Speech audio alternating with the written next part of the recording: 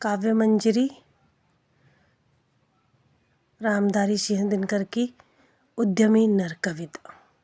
उद्यमी नर अर्थात परिश्रमी व्यक्ति।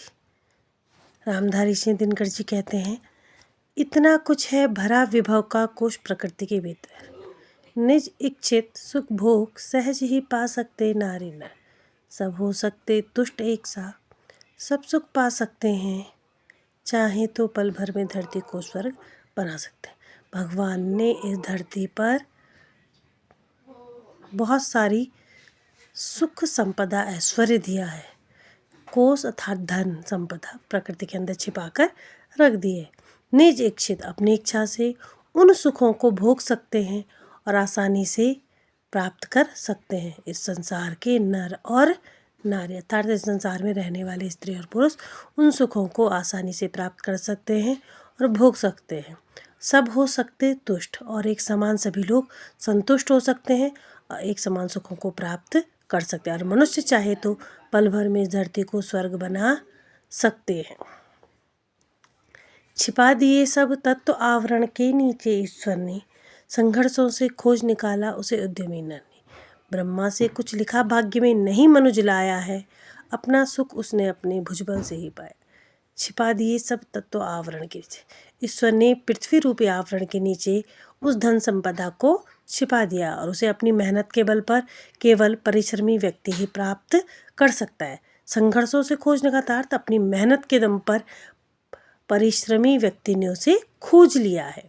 ब्रह्मा से कुछ लिखा भाग्य में नहीं मनुष्य, ब्रह्मा ने किसी भी मनुष्य के भाग्य में कुछ भी नहीं लिखा। जो कुछ भी मनुष्य ने प्राप्त किया है वह अपने भुजाओं की शक्ति के बल पर ही प्राप्त किया है।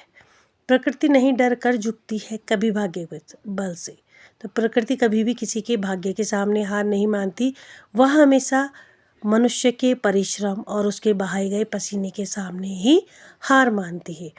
ब्रह्मा का भी लेख पढ़ा करते निरुद्यमी प्राणी, ब्रह्मा के लिखे भाग्य के भरोसे केवल आलसी व्यक्ति रहते हैं और वे अपने दुर्भाग्य का रोना रोते हैं कि मेरे भाग्य में नहीं था इसलिए मुझे नहीं मिला। वो मेहनत नहीं करना चाहते।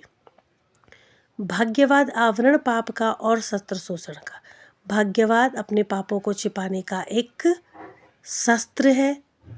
पाप करने का पर्दा है अर्थात एक आवरण है और दूसरे का शोषण करने का शस्त्र मात्र है, जिसके कारण एक व्यक्ति का भाग्य दूसरा व्यक्ति दबा लेता है।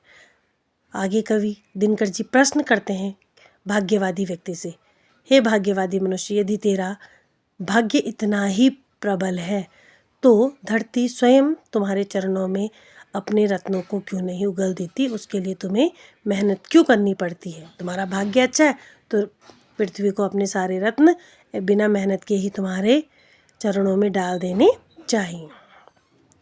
उपजाता क्यों विभव प्रकृति को सींच सींच जल से, कि मनुष्य क्यों उस धन संपदा को धरती को सींच सींच कर जल से सींच सींच कर उत्पन्न करता है।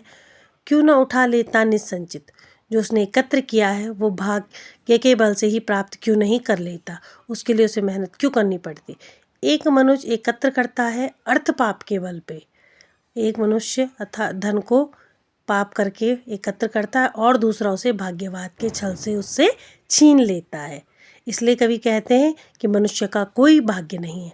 अगर कि मनुष्य का कोई भाग्य है तो वह उसका परिश्रम और उसके भुजाओं की शक्ति है, जिसके सामने पृथ्वी और नभ तथा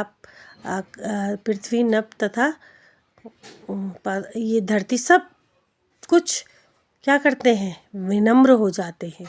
जिसने श्रम जल दिया उसे पीछे मत रह जाना, जिसने मेहनत की है ऐसे व्यक्ति को पीछे मत रहने जो, और उसके द्वारा जीती हुई प्रकृति सबसे पहले उसे ही सुख प्राप्त करने दो।